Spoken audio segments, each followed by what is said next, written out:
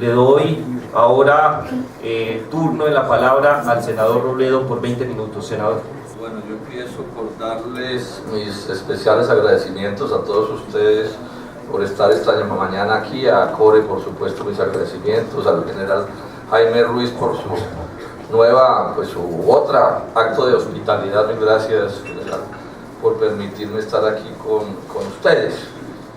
Yo voy a hacer una presentación que va a apuntar como a explicar de dónde salió esta historia de la justicia transicional y algunos elementos fundamentales, pues por supuesto que acompañado con mi punto de vista, pero voy a hacer un esfuerzo como por intentar presentar las cosas de forma tal que se ilustre de la mejor manera de qué se trata, entre otras cosas para intentar precisar dónde es que está el debate o cuáles serían los puntos a debatir, porque a ratos una de las dificultades que hay en las controversias es que se vuelven tan amplias que se trata de tantas cosas que entonces el debate no puede volverse un debate en ese sentido constructivo. Vamos a ver si lo logro. Ese es el esfuerzo que voy a hacer en este sentido. Lo primero entonces es señalar esto. Los conflictos armados tanto internos como internacionales en general no tienen sino dos maneras de resolverse. Una manera de resolverse es que una parte derrota militarmente a la otra y le impone las condiciones que le quiera imponer porque lo derrotó y hay por ejemplo una rendición incondicional. La otra manera de superar un conflicto, repito, interno o internacional es que haya unas conversaciones y se pacten unos acuerdos entre las dos partes y los detalles pues se definirán específicamente. En relación con el caso de Colombia, pues uno puede asumir cualquiera de las dos posiciones. Yo creo que las dos son respetables. Es que alguien puede decir, no, en Colombia este conflicto armado que tenemos solo se debe resolver el día en que una parte derrote a la otra. Entonces los de un lado dirán que estos derroten a estos, o viceversa, y ese es un enfoque. El otro enfoque posible es que aparezca la teoría de que no, más bien que se resuelva mediante el diálogo y las conversaciones. Son dos, digamos, grandes teorías al respecto, y las dos, pues bueno, se pueden expresar. Ahora, si se toma uno de los dos caminos, cualquiera de los dos caminos genera unas consecuencias. O sea, yo no puedo tomar este camino y pretender introducir los elementos de análisis del otro camino, pienso yo, porque se genera una gran confusión. Aquí en este momento, y desde hace mucho rato en Colombia, el país todo, y yo creo que en eso hay consenso, vamos por la idea de que se debe tramitar un proceso de paz. Yo no he escuchado a nadie hace mucho rato que se niegue a que se pueda intentar resolver este conflicto mediante las conversaciones, digamos, y entonces me voy, digamos, a adentrar por ese camino, aun cuando el otro camino puede ser muy interesante de discutir, por supuesto, pero adentrémonos por eso. Entonces, la primera cosa que hay que entender es esto. Esto es un problema militar, claro, de guerra, de violencia, de partes militarmente enfrentadas. Yo no creo que aquí haya habido una guerra civil, entre otras cosas. Creo que aquí ha habido un conflicto armado, pero la escala de la guerra civil no se ha logrado. Pero de todos modos nos sirve la idea de la guerra. Toda guerra, al final, es una decisión política. Les voy a citar a Clausewitz, que ustedes sin duda lo conocen mucho mejor que yo, y él tiene una frase que es famosa. Él dice: la guerra es la continuación de la política por otros medios. Dice: la guerra moderna es un acto político. La guerra moderna es un acto político para unos determinados fines, pero son decisiones políticas. En ese sentido, yo creo que este conflicto armado que se tiene en Colombia, claro, puede tener que ver con la pobreza y con otras muchas cosas, pero al final tiene que ver con que alguien tomó una decisión política de intentar hacer política y tomarse el poder mediante la lucha armada. Y entonces, al final, salirse de estas guerras o de estos conflictos armados también es una decisión política. Alguien dirá: ah, no, cuando yo derroto al otro, ahí no hay decisión política porque lo derrote y haga lo que se le dé la gana. No, es que hacer lo que se le dé la gana también es una decisión política. Miren ustedes estos dos casos de la historia de la humanidad. Después de una guerra larguísima, Roma derrota a Cartago. ¿Y qué hizo? Arrasó con Cartago. Demolió piedra sobre piedra de Cartago. Sembró con sal. O sea, nada. Ganamos y hacemos esto. Los aliados derrotaron en la Segunda Guerra Mundial a la Legia, a los alemanes y a los japoneses. Pues con todas las, digamos, la derrota fue absoluta, rendición incondicional. Pero si ustedes miran lo que hacen los aliados con los alemanes particularmente y con los japoneses y con todo el eje, no es lo que hizo Roma con Cartago. Por el contrario, toman es una decisión política porque de acuerdo a sus constituciones políticas y sus intereses consideraron que era mejor hacer otras cosas. Entonces, por ejemplo, nos han dicho el juicio de Nuremberg a los jerarcas nazis, el peso de la ley. Esa es una manera de verlo, pero la otra manera de verlo son los miles o millones de criminales de guerra nazis que no fueron juzgados de ninguna manera y sobre los cuales, digamos, se operó en la práctica como una especie de amnistía y no pasó nada. En Nuremberg apenas juzgaron a 611 personas en el tribunal principal y hubo apenas 24 condenados. El caso del tribunal de Tokio, que resolvió el problema de los crímenes de guerra en el oriente, ese sí que fue pues, más reducido todavía, 25 condenados. A Hirohito, que era el Hitler japonés, ni lo llevaron a juicio. ¿Y por qué no lo llevaron a juicio? Esto lo mencioné aquí otra vez en otra ocasión. ¿Por qué no lo llevaron a juicio? Porque bueno, las condiciones políticas del momento, los aliados por un lado, Estados Unidos por el otro, consideraron que era mejor hacer las cosas así. Inclusive miren ustedes, a Alemania no le impusieron las condiciones onerosas económicas que impusieron en la Primera Guerra Mundial porque concluyeron que esa había podido ser una de las causas de la Segunda. Todo esto lo podemos discutir mucho, yo no puedo estar de acuerdo, ¿no? Y hablar de impunidad y de lo que sea, sí, pero el punto a lo que quiero llamar la atención es que fíjense ustedes cómo incluso en el caso de la derrota militar más indudable aparece una concepción política. Esa había podido ser otra, pero bueno, esa es la que aparece. Quiero llamar la atención sobre eso. Ahora, en el caso colombiano, ¿cuál es la historia? Pues aquí ha habido muchos casos, pero mencionemos 3 situaciones. El fin de la violencia liberal conservadora fue espantosa. O sea, las historias de esa violencia le ponen a uno los pelos de punta. ¿Y qué sucedió? Pues voy a caricaturizar un poco. Se reúnen Laureano Gómez y Alberto Lleras y toman la decisión de que bueno, vamos a no más con esto y lo vamos a resolver y se crea el Frente Nacional y lo que hubo fue, digamos, una especie como de acuerdo de súper recontra impunidad, exceptuando a unos cuantos campesinos pobres que se murieron en las cárceles. Pero básicamente aquí lo que hicieron fue como olvidémonos de eso no volvamos a hablar. Esa es una decisión. ¿De qué tipo? Política. Se puede discutir, pero bueno, esa fue la decisión política.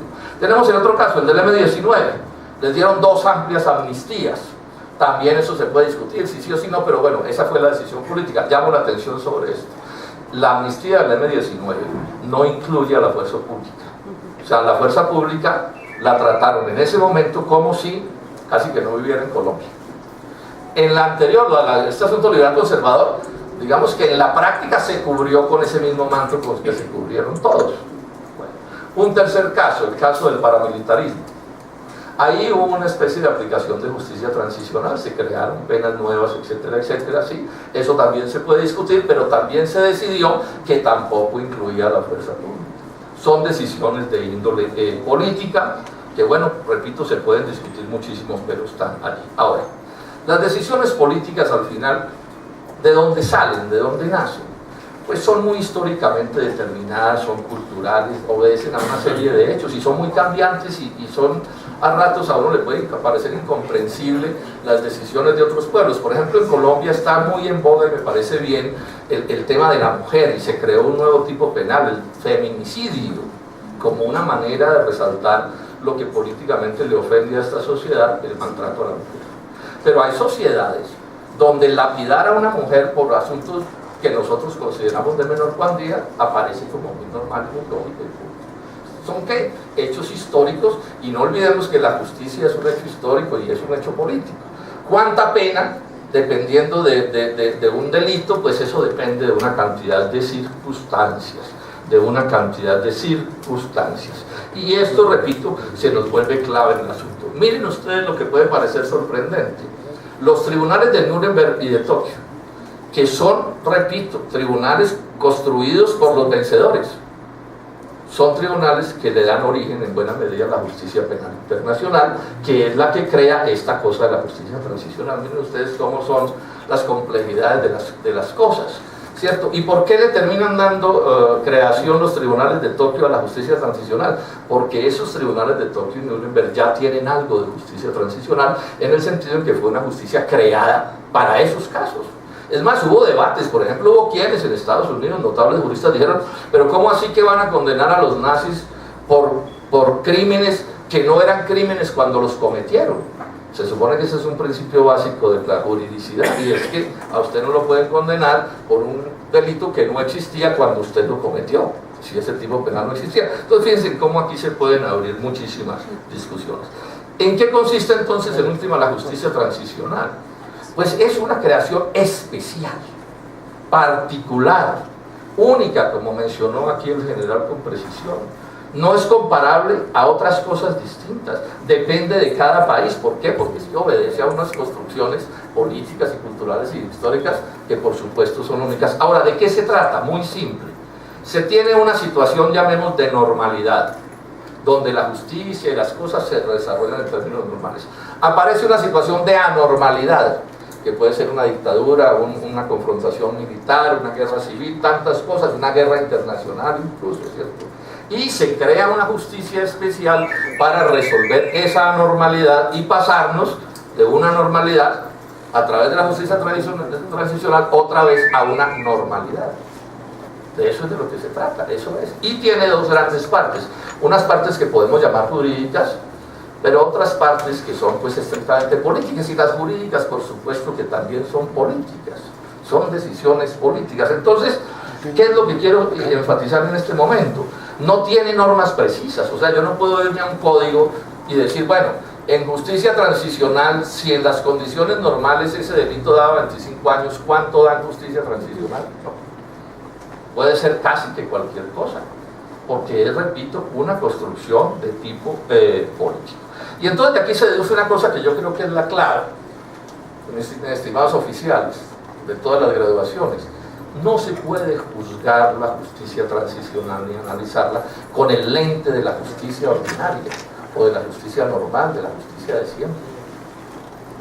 O sea, las cosas no son buenas o malas en ciertas circunstancias, sino que son diferentes. O sea, yo no puedo ser un entusiasta de la música clásica y tomar la decisión de irme al Festival Vallenato y sentarme a ver el Festival Vallenato y lo primero digo, oiga, ¿y esos tipos por qué están vestidos así? Oiga? Deberían estar de frac. ¿Y dónde está el director, el del palito? ¿Y por qué esa orquesta no tiene violines? Sí, y bueno, y entonces sentarme a sufrir lo que no está escrito, porque lo que estoy viendo no es música clásica, no es música clásica, es otra. Ahora, las dos son músicas y son apropiadas para la ocasión, y usted ya verá en una circunstancia u otra qué opina. Ahora, en este caso, este es el mecanismo, la justicia transicional, que se ha inventado el globo terrestre y Colombia para resolver este caso. La otra opción es meternos por el camino de no apliquemos justicia transicional, sigamos en la guerra y entonces juzgamos las cosas así y a todo el mundo le aplicamos las normas ordinarias y bueno, la lleva el que la lleva. Este es un punto que a mi juicio resulta ser clave en el asunto. Ahora, ese acuerdo global y nacional sobre justicia transicional, repito, en Colombia, entiendo yo, hay un consenso en el sentido en que la justicia transicional se puede y se debe aplicar en Colombia. Las discusiones las tenemos es, claro, y que, sí, en justicia transicional, ¿qué pasa con la pena? ¿Qué pasa con la verdad? Etcétera. Bueno, esos son los debates propios, no solo aquí, sino de todas partes, esa pena normal que sea aquí. ¿En qué consiste? Hay un acuerdo global en que, para que pueda cambiar la justicia, ojo con esto que esto es muy importante, esa relación, para que se pueda crear una forma de justicia que no sea la justicia ordinaria, la precondición son la verdad y la reparación. O sea, este es, digamos, lo que se ha construido. Uno podría también discutir, ¿no? ¿Por qué meterle si no meter otra cosa? Bueno, el punto es que esto es lo que se ha construido. Quien aspire a justicia transicional tiene que estar dispuesto a lograr verdad y lograr reparación. Ahora, todo esto con un propósito que es el que no podemos perder de vista, que es el fin de todo esto al final, la no repetición, es decir, superar el conflicto que exista del tipo que sea, de eso es de lo que se trata. O sea, esta es una cosa, y esto también es un problema de enfoque, esto no lo podemos ver tanto para el pasado como para el futuro. O sea, esto estimados oficiales, no estamos despertando de una pesadilla. No, esto, lo que ha pasado en Colombia en este medio siglo no es una pesadilla, es verdad. ¿Sí? Esto no se va a resolver porque un día abramos los ojos y digamos, uy, mira, esto no era verdad, no lo soñamos, qué pesadilla tan horrible la que vimos. No. Y nada de lo que se haga sobre el pasado va a poder ser la solución, llamemos, perfecta, como si nada hubiera pasado, porque no es así. Y entonces, por supuesto, en este terreno los debates son eternos, porque son al final debates políticos. Entonces a mí me dicen, verdad, siempre podrá cruzarse si va a aparecer la verdad o no va a aparecer, porque entre otras cosas la verdad de un conflicto de medio siglo, pues son debates históricos, y va a haber 1000 posiciones al respecto. Y alguien puede pensar que es posible construir una verdad oficial. Es decir, usted puede sacar un libro que diga, la verdad oficial de esto es esta, pero si nadie le hace caso y nadie está de acuerdo, pues ¿para qué saca el libro? Entonces, claro, se va a avanzar en verdad y eso es muy importante. ¿Hasta dónde? Bueno, vamos a ver. Alguien decía que la primera víctima en las guerras es la verdad, pero bueno, hagamos todos los esfuerzos en esa dirección. El tema de la reparación a las víctimas. Sí, se pueden hacer muchas cosas y es importante hacerlas y hay que trabajar con mucha seriedad en eso y hay que invertir, etcétera, etcétera. Pero siempre podrá alguien que se podrá parar y decir, bueno, si a mi padre lo asesinaron en este conflicto, ¿qué reparación me resuelve a mí ese problema? Y podrá hacer un libro entero explicando con razones que nadie lo va a reparar. O sea, en el debate político aquí no hay cuándo terminar, y en el debate de la justicia pues ni se diga. ¿No? La ley le da 100 años de cárcel o no sé cuántos. Entonces, ¿cuánto es aceptable? Pues ese es un debate político infinito. Si es con rayas, si es sin rayas, etcétera, eso depende de una serie de realidades que están aquí. Pero esto tiene que ver con una cosa, que es la clave, repito, que es la no repetición. O sea, es cómo nos salimos de esa situación. Y entonces aquí hay un par de asuntos que a mi juicio son la clave y que son los que hay que mirar con más detenimiento. El primero es que quienes están en la ilegalidad, armados, actuando militarmente contra el Estado y con todos los horrores de la violencia que eso significa, nos tienen que asegurar, y eso es lo que tiene que asegurar el proceso, es que va a haber un cambio de su voluntad política. O sea, es que así como una vez tomaron la decisión política de irse a las armas, de lo que se trata es que ahora le aseguren a la sociedad que hay un cambio de su voluntad política. No es solo un problema de que entreguen las armas, o las dejen, o como se quiera llamar, que esas armas desaparezcan. No, es que haya la voluntad política y la sociedad tenga la certeza de que van a cambiar su manera de pensar. Eso pasó con el M-19 y eso pasó en la violencia liberal conservadora.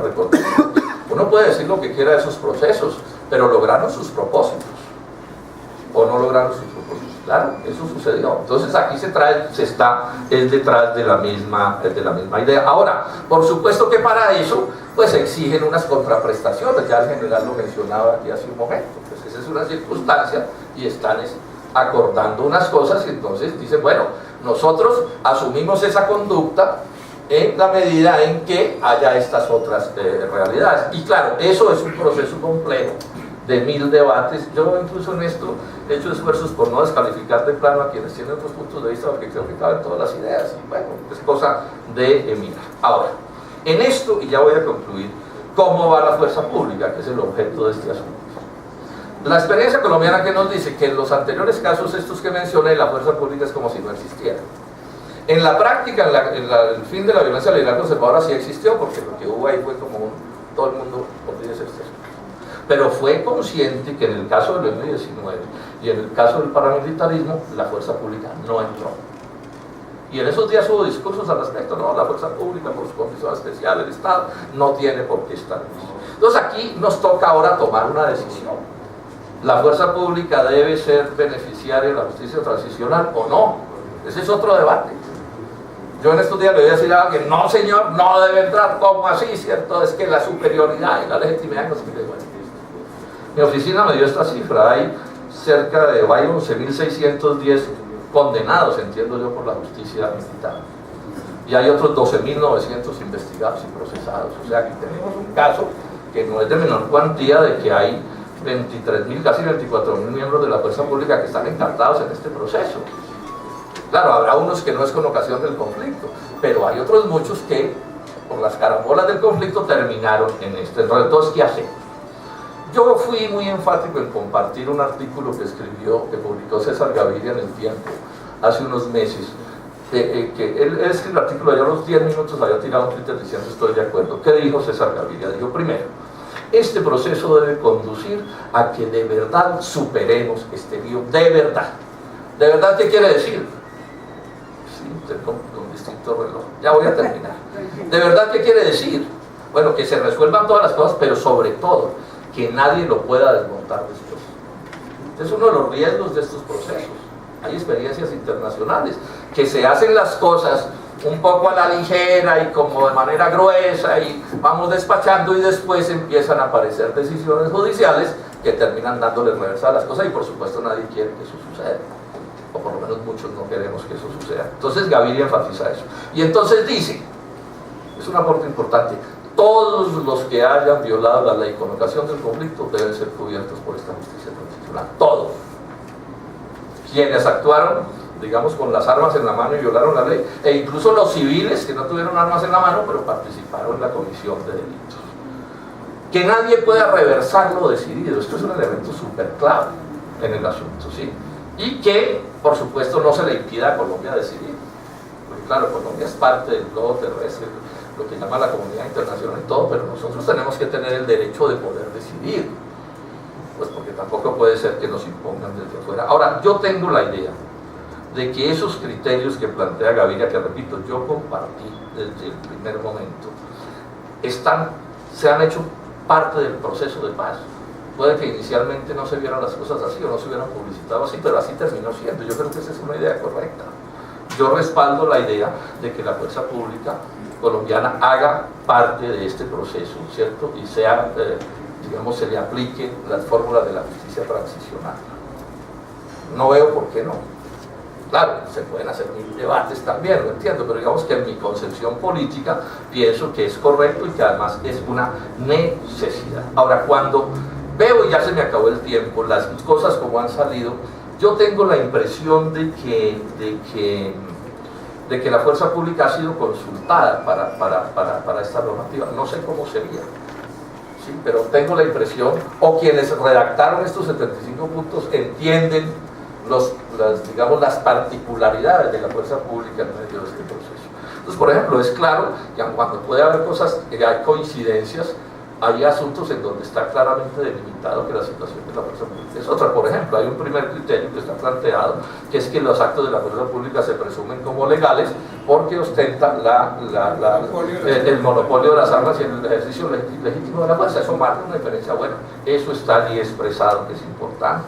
Está con claridad dicho que la jurisdicción de paz es la única jurisdicción aplicable. Eso es súper clave hacia el futuro, porque eso, digamos, es como una especie de instrumento de cierre, ¿sí? Por ejemplo, se señala que la cadena de mando sí es verdad que existe, pero que la simpleza de que entonces, porque un subalterno es una cosa, ya necesariamente el superior tiene que responder, pues que eso no necesariamente, que eso no se mirará de esa manera. Bueno, y hay otras muchas cosas en las que yo no voy a detenerme. Ahora, también creo que si hay ajustes para hacer, pues que se hagan. De todos modos, como ha dicho aquí el general, esto se tendrá que tramitar como una ley de la República y bueno, ahí todavía hay tiempo para pulir las cosas y que todas las partes que están en los detalles de esta cosa puedan decir, hombre, miren, este aspecto, este aspecto, y que se trabaje en la dirección. Por último, les digo esto, que es muy rápidamente, tal vez lo que más me preocupa. Por las últimas noticias pareciera que es verdad que las FARC van a tomar la decisión política de abandonar la lucha armada. Pues ya, digamos, no solo como una posibilidad, sino que la van a tomar con todas las implicaciones que eso tiene, empezando porque las armas de la ilegalidad tienen que desaparecer hasta la última aguja, con toda certeza. O si no, no hay proceso, así de simple. Si eso no sucede, pues no hay proceso. Pero me preocupa una cosa, es que buena parte de la dificultad de este proceso es que no se ha logrado hacer un acuerdo nacional al respecto. Es evidente que hay fuerzas importantes de la vida política del país que por muchas razones no comparten o todo o por lo menos mucho de lo que se viene haciendo y eso crea una perturbación, pues, y dificulta las cosas. Esta situación no se vivió, digamos, cuando la creación del Frente Nacional ni el proceso de paz con el M-19, estas cosas, o se vivió de menor cuantía. Y la otra cosa que me preocupa, si se quiere más, y es una pregunta que me voy a dedicar a hacerle a todos los sectores políticos del país, si esto culmina, como parece ser, con que, bueno, se desarman y se aprueban una serie de normas, etcétera, etcétera, después de eso, ¿qué va a pasar? ¿Vamos a seguir en una pelotera política y teórica e ideológica eternamente? ¿O va a haber como una especie de desarme en los espíritus? Porque es que el problema de un proceso de paz no es solo un problema de desarmar a la gente. Si el lenguaje no cambia, si las actitudes no cambian, ustedes mismos en el Frente Nacional, los que tenemos aquí más años, sabemos cómo es. O sea, tomar una decisión y el cambio del tono, del estilo, del debate, de la manera de actuar de la sociedad colombiana cambió. A mí me tocó crearme en una zona de violencia y sé exactamente cómo fue eso. Y eso fue acertado en ese momento. Así se pudiera debatir. Mi pregunta ahora es, ¿vamos a lograr que este, que llamo el desarme de los espíritus, acompañe las decisiones finales de este proceso, que ojalá sean las que deben ser en el sentido en que lo he explicado? Esa es la pregunta. Muchas gracias.